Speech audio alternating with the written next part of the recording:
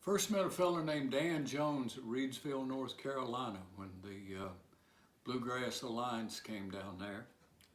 And at that point, the Alliance was Lonnie Pierce, Dan Crary, Dan Jones, Buddy Spurlock, and Ebo Walker, if I'm not mistaken.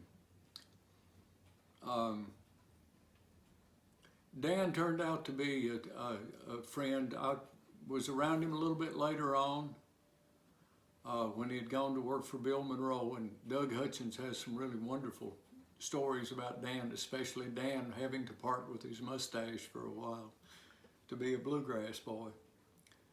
But it got on, we worked on a TV thing back for a few years, back there right after the turn of the century, called the Cumberland Highlanders. And we got to be good friends, and I think I'm at liberty to say that.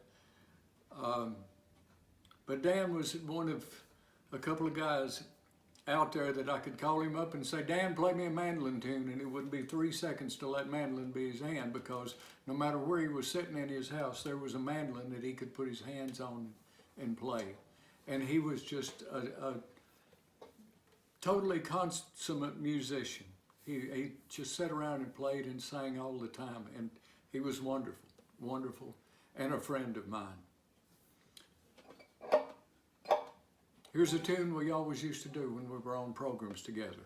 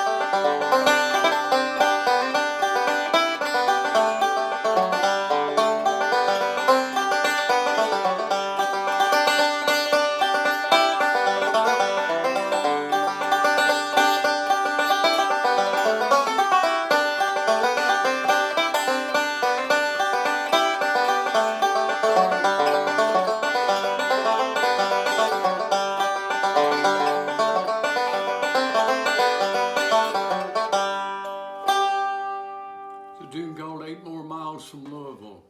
Dan was from Louisville, and we sung it, and it was just, I really miss him.